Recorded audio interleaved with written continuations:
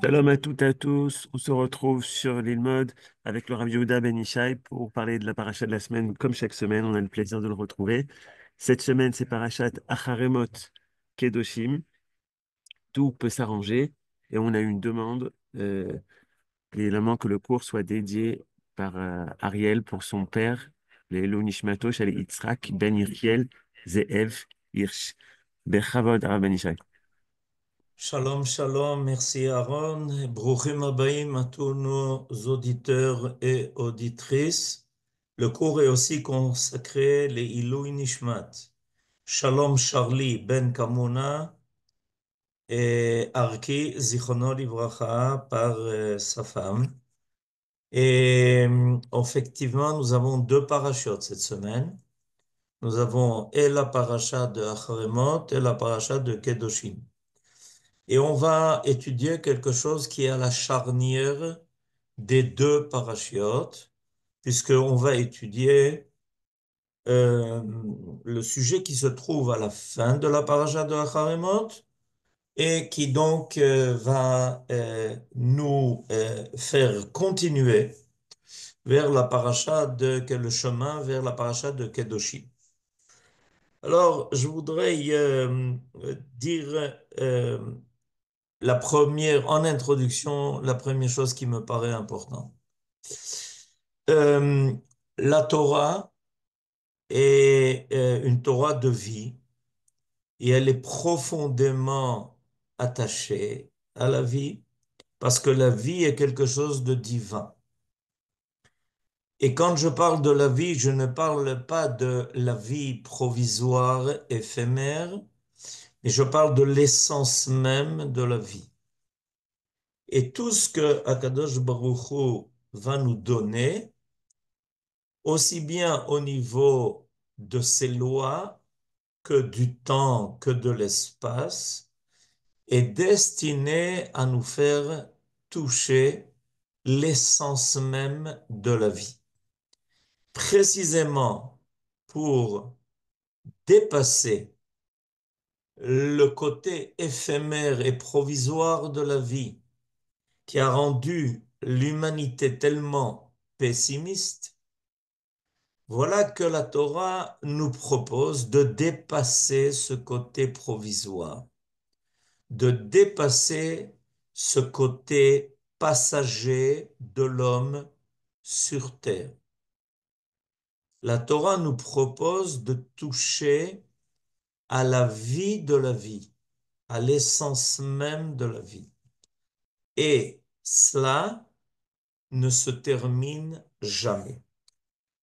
Cet enseignement que je viens de vous donner est dans le chapitre 18 du Chumash de Vaïkra, donc dans la deuxième partie de la paracha de Acharemot. Vous observerez donc mes lois et mes statuts, parce que l'homme qui les pratique obtient par eux la vie. Je suis l'Éternel. Alors, maintenant, Aaron vient de nous présenter ce verset.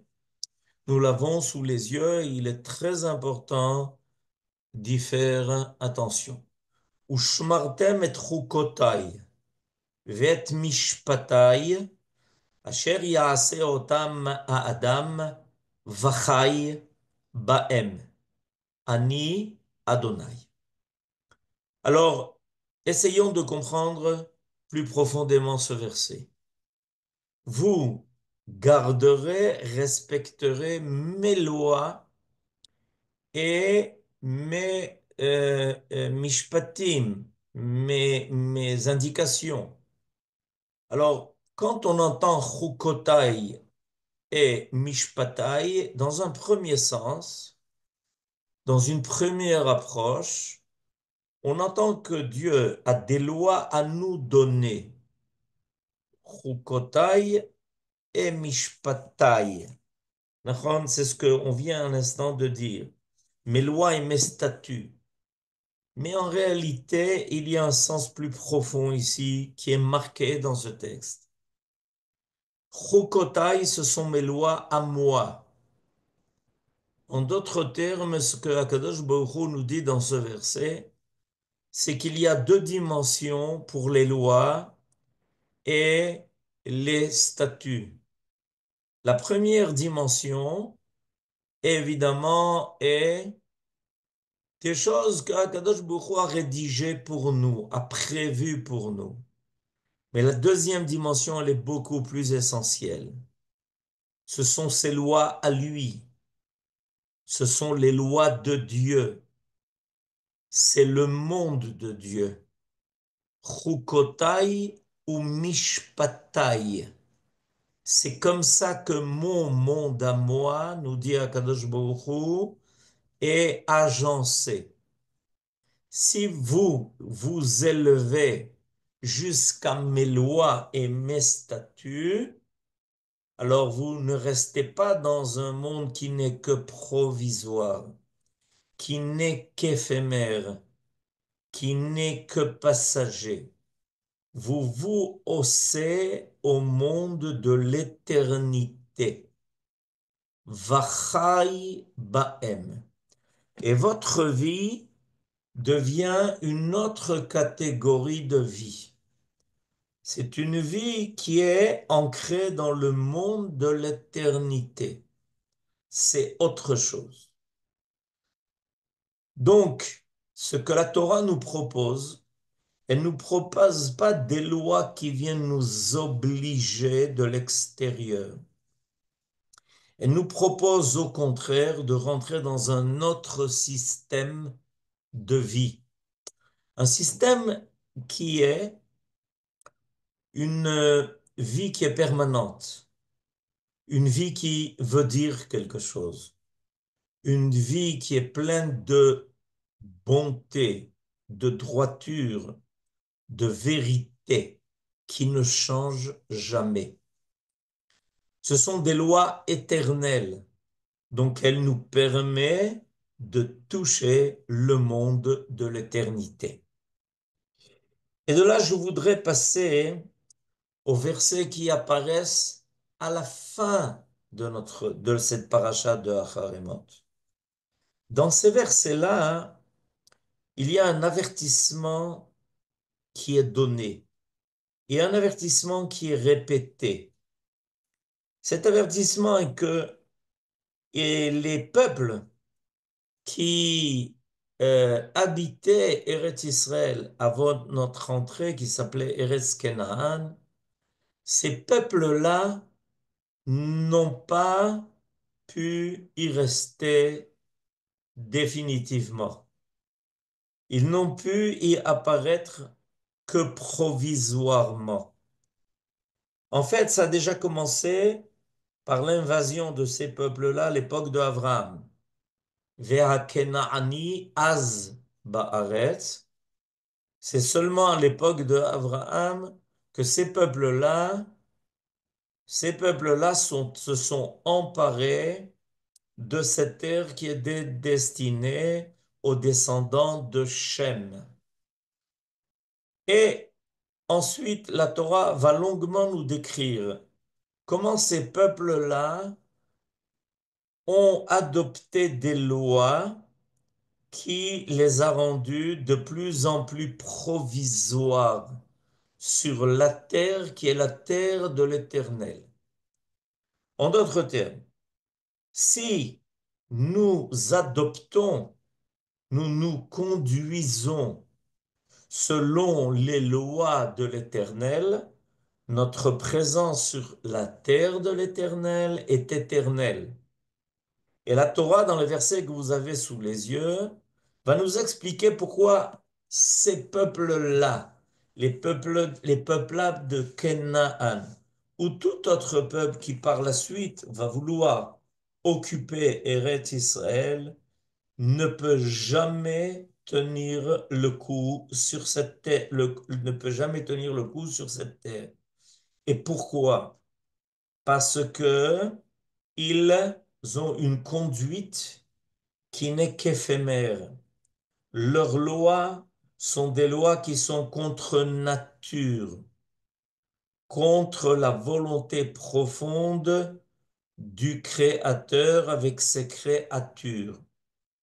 Alors, je commence avec le verset Kavdalet et nous allons lire maintenant une suite de versets et c'est important de voir comment ces versets s'enchaînent. Nous allons découvrir ici quelque chose d'extraordinaire qui est très présent, très vivant et qui nous concerne tous de nos jours dans ce que nous vivons ensemble en tant que cette génération qui est revenue sur la terre d'Eretz Israël. Je commence avec le verset Kaf Dalet. Al titammeu bechol ele, ki bechol ele nitmeu agoyim, asher ani meshalech mipenechem. Ne vous rendez pas impurs par toutes ces fautes, celles qui ont été rappelées jusqu'au verset Kaf Gimel, où vous avez la fin de ce verset juste avant. Donc, depuis le début du chapitre Yutret jusqu'au verset Kaf Gimel, la Torah a énoncé la liste de ces lois qui a rendu les peuples qui vivaient sur cette terre impurs. Ki bechol ele nitmeu agoyim. Parce que par toutes ces fautes-là, les peuples qui vivaient avant vous sur cette terre se sont rendus indignes de cette terre. Asher ani meshaleach mi penechem. Et c'est pourquoi je les renvoie de devant vous. En d'autres termes, vous allez rentrer en Eretz Israël, et à l'époque de Yehoshua, ça nous est arrivé. On rentre en Eretz Israël et on se met à la conquête de cette terre, et Dieu nous fait ici une promesse. La promesse que ces peuples ne tiendront pas le coup devant nous. Ils n'arriveront pas à nous résister parce que Dieu les renvoie. Et la raison profonde de ce renvoi de cette terre extraordinaire qui est Eretz Israël, c'est que ces peuples ne sont pas dignes de cette terre. Donc Dieu les renvoie. Et euh, c'est intéressant ce que nous dit ici ce verset Kaf Dalet 24. Pourquoi? Parce que par exemple, de nos jours, notre réussite sur cette terre, cette réussite extraordinaire, on nous donne chaque jour des chiffres qui semblent époustouflants et qui dépassent la plus grande imagination.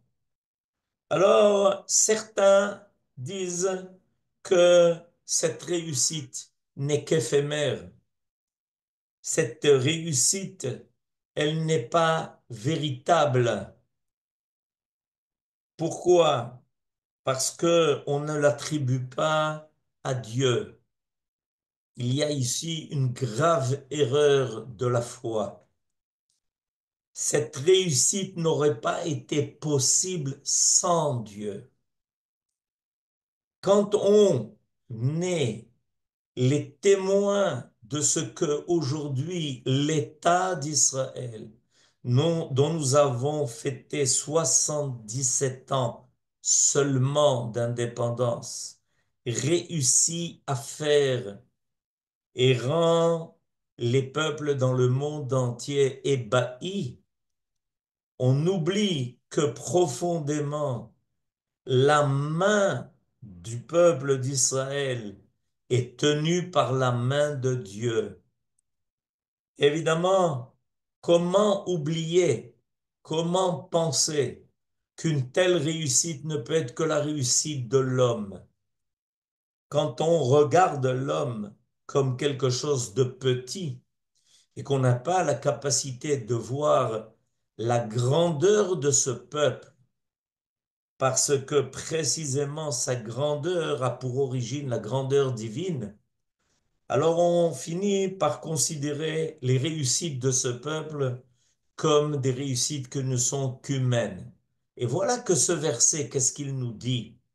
Si on a réussi, si on a réussi à répudier, à, à vaincre et à rejeter de Eretz Kenan, les peuples de Canaan, c'est parce que Ani Mishaleach mi penechem. C'est parce que moi, en fait, c'est moi, dit Akadosh Baruch Hu, qui les rejette de cette terre. Et vous, vous allez être mes profonds associés.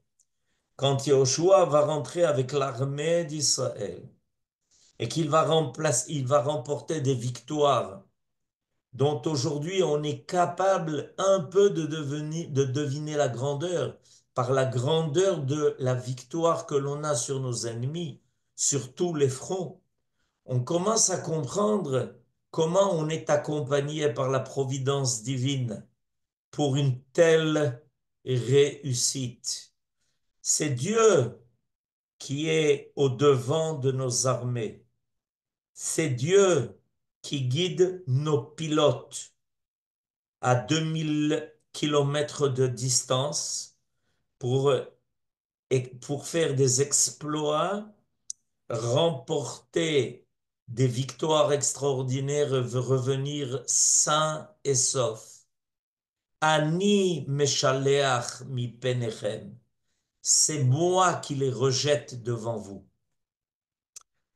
Pasuk kafhe. Vatitma haaretz. Vaifkod avona alea. Vataki haaretz et yoshvea.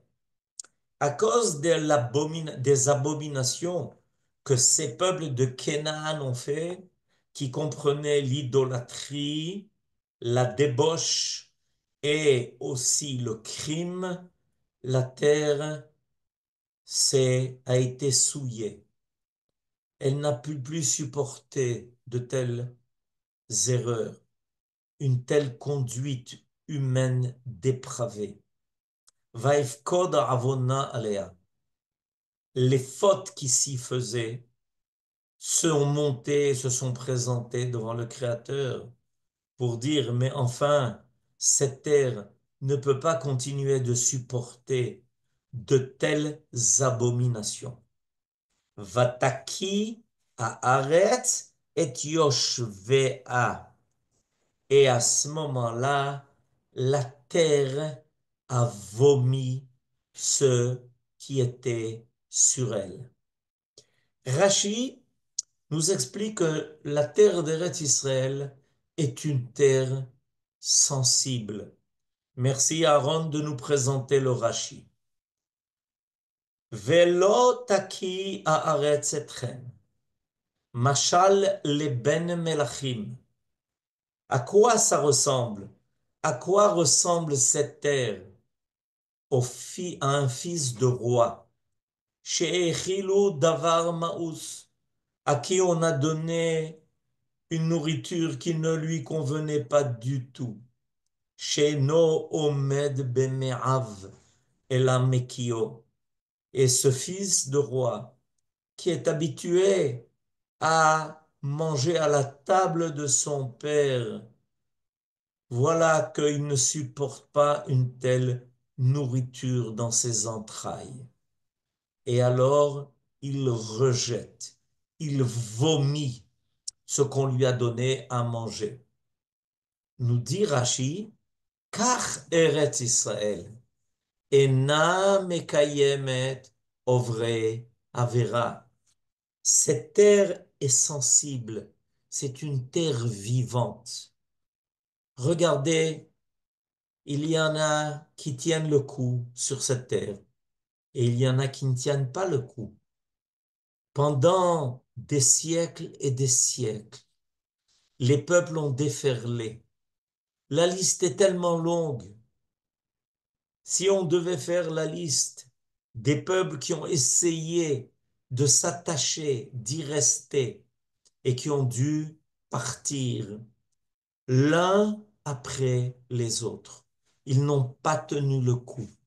Et quand on les a vus partir, on a cherché des raisons historiques, des fois des raisons personnelles, des fois des raisons collectives, des fois on a attribué ça au fait que quelqu'un d'autre, plus fort qu'eux, les a conquis, comme l'Empire turc ottoman qui a conquis ce qu'il avait précédé. Mais voilà qu'un jour, cet empire lui-même va tomber, il va s'effondrer. Et à la place de ça, va venir un autre empire, l'Empire britannique. L'Empire britannique qui a reçu pendant un temps très limité, en réalité très limité, de 30 ans en tout et pour tout, la possibilité de venir à la place de l'empire qui l'a précédé. Et au bout de 30 ans, cet empire a quitté Eretz Israël et à partir de ce moment-là, il a commencé à se disloquer. L'empire britannique aujourd'hui n'est même plus une île parce que sur cette île britannique s'affrontent des identités qui n'acceptent plus même l'autorité de ce qui paraissait tellement évident il y a une centaine d'années. Alors, on attribue ça à quoi? À des raisons qui sont humaines. Mais Akadosh Baruch Hu nous dit, vous savez pourquoi la terre ne les supporte pas? C'est parce que, en réalité, cette terre est sensible. Elle n'accepte pas. Elle refuse. Elle refuse la présence de ceux qui n'y conviennent pas. Et je voudrais continuer les versets. Les versets que je vous ai présentés, qu'on a commencé à lire tout à l'heure. Parce qu'a priori, il y a ensuite le même avertissement qui est donné à qui? Au peuple d'Israël. Cet avertissement-là que l'on vient d'entendre pour les autres peuples et qui a été prouvé dans l'histoire des autres peuples. Alors, certains vont dire, mais si cet avertissement, il est tellement fort et que l'histoire a prouvé toujours la réalisation de cet avertissement, qu'est-ce qui va se passer avec le peuple d'Israël?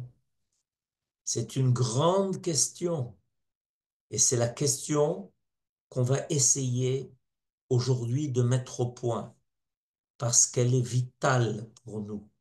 Comme je disais tout à l'heure, notre Torah est une Torah de vie. Et à partir de quel verset, après avoir parlé des autres peuples, la Torah va parler de nous, d'Israël, à partir du verset Kaf Vav 26, évidemment. Verset 26. Ushmartem atem et chukotai ve'et mishpatai. Vous vous rappelez? C'est ce qu'on avait vu dans le verset précédent, le verset He. Les mêmes mots exactement. Ushmartem atem et chukotai ve'et mishpatai. Ve'lo ta'asu. Et ne faites pas mikol hatoevot haele. Toutes les abominations qui ont été faites par les peuples qui vous ont précédés. Et vous êtes tenus de ce respect, Haezrach, les citoyens, Ve'ager, Agar betochechem, ou ceux qui sont chez vous, invités, qui est kol hatoevot האל, עשו אנשי הארץ, אשר לפניכם, ותטמע הארץ. Et à nouveau, la Torah reprend le thème qu'elle a déjà évoqué. C'est surprenant cette répétition. Ki et kol hatoevot האל עשו אנשי הארץ אשר lifnechem, vatit ma'aretz, parce que toutes ces abominations ont été faites par ceux qui habitaient cette terre-là avant vous, et la terre a été souillée. Mais Anien, pourquoi la Torah revient sur cela? Alors, dernier verset qui se trouve sous nos yeux. Et ce verset est tout à fait surprenant. Il est le verset par lequel commence le maftir. Regardez, vous l'avez marqué, maftir. Et ensuite, on a le verset Kafret 28. Velo taki haaretz etrem. Betamaachem ota. Kaasher kaa et agoy asher lifnechem. Alors, qu'est-ce que ce verset vient nous dire? Ben, il continue l'avertissement précédent. Faites attention que cette terre ne vous rejette pas si vous la souillez comme l'a fait le goy qui vous a précédé. Donc, a priori, il semblerait qu'il y ait ici exactement le même modèle qui est repris. Le modèle qui a été vrai pour les peuples qui vous ont précédés sera pour vous aussi un modèle. Que si vous souillez cette terre, vous en serez rejetés. C'est un avertissement grave, inquiétant. Et il y a des gens qui sont inquiets. Mais est-ce que la Torah a voulu nous dire que ce qui va arriver au peuple d'Israël sera calqué sur le modèle de ce qui est arrivé aux peuples qui nous ont précédés? Et alors, qu'est-ce qui va se passer avec les promesses qui ont été faites à nos ancêtres?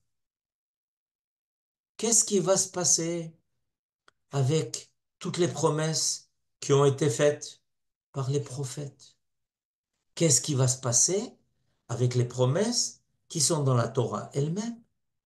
Qu'à la fin des temps, il y a un retour d'Israël sur sa terre, que la terre redonne des fruits, que le kibbutz galouyot réussit, que le peuple revenu sur sa terre va avoir des réussites qui vont dépasser celles du monde entier. Comment ça va se passer? Comment ça va se réaliser?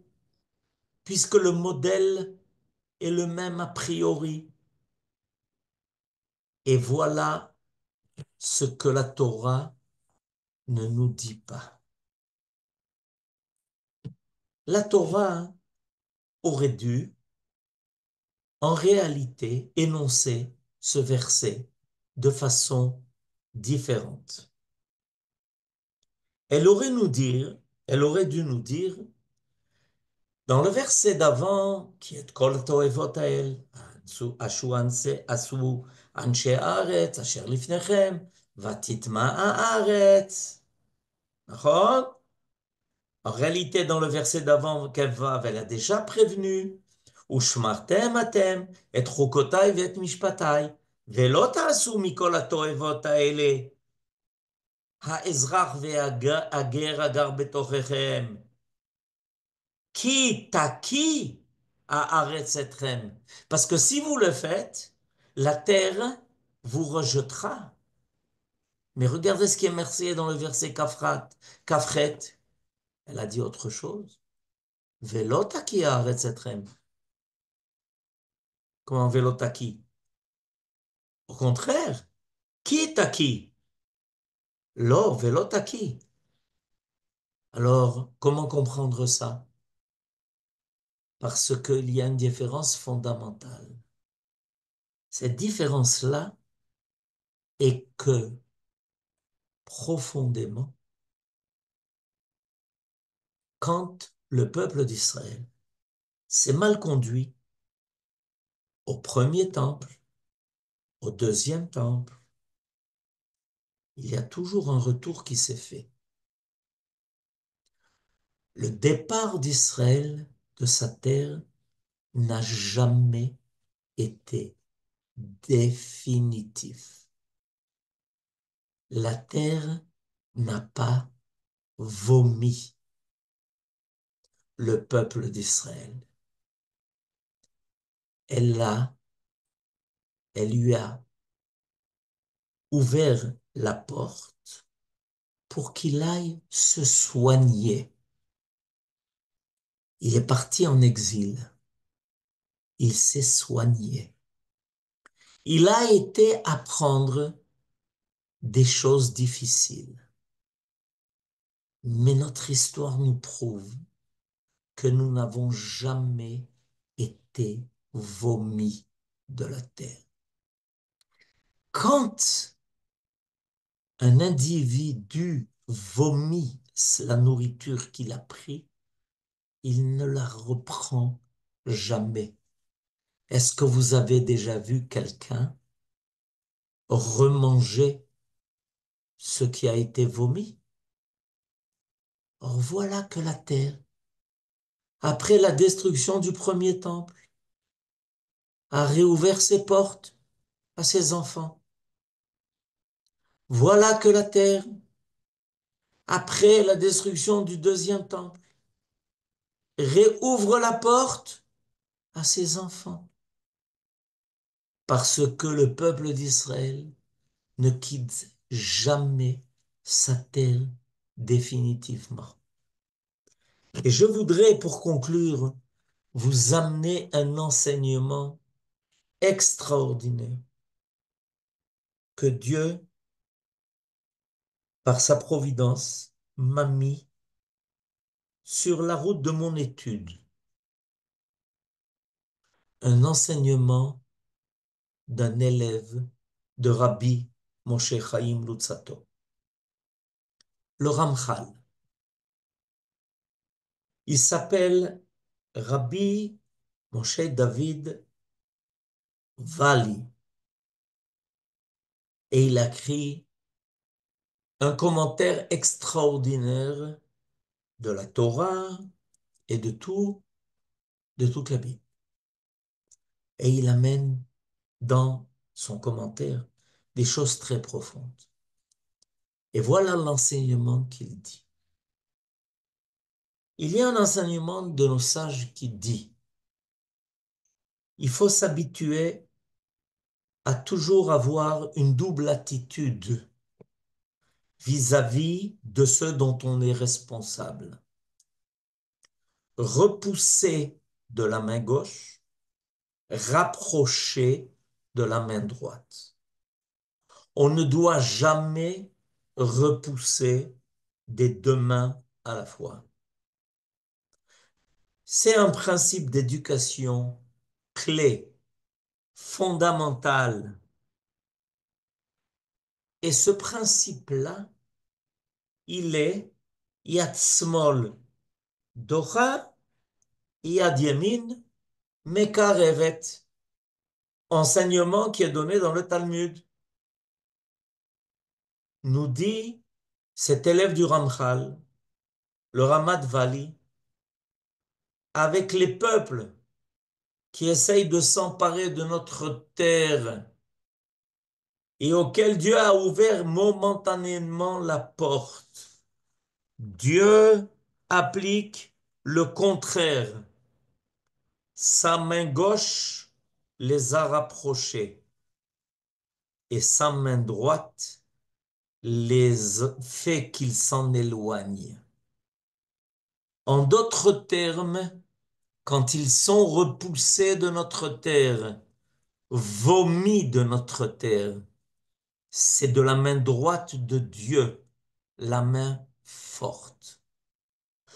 Provisoirement, il aura permis de s'installer ici, pour des raisons que lui connaît et qu'il faudrait expliquer avec un long développement. Mais à la fin, sa main droite les repousse et les rejette définitivement. Quand Akadosh Baruch Hu a poussé son peuple en dehors de sa terre, il les a repoussés de la main gauche. Mais il est toujours avec la main droite ouverte pour les ramener de là où ils ont été exilés. Et c'est pour ça que le départ d'Israël est toujours un départ qui n'a qu'un but, nous permettre d'être à nouveau méritants du retour sur notre terre. Ce départ, le dernier que nous avons vécu, avec les destructions du deuxième temple, la perte de notre indépendance par les Romains, il a été long. L'apprentissage de la Torah que chacun a dû étudier en exil a été destiné à le rendre méritant maintenant de revenir par la main droite de Dieu qui l'attire à nouveau vers cette terre extraordinaire qui est comme une mère qui ouvre la porte à ses enfants. Alors on va dire à tous ceux qui sont revenus, Bruchim Abaim, votre mère vous a invité et vous accepte. On va tout faire pour que tout le monde puisse revenir chez notre mère, comme il est dit à propos de Rachel, qui dit, qui pleure et qui n'arrête pas de réclamer de Hakadosh Baruch Hu, Veshavu banim ligvulam. Ne vous inquiétez pas, votre mère est capable maintenant de tous vous accueillir. Vous avez passé suffisamment de temps en exil. Regardez les réussites que vous avez ici sur votre terre et qui dépassent tout ce qui a été connu jusqu'à présent. Dieu est en train de vous montrer que vous êtes suffisamment méritant pour cela. Shabbat Shalom.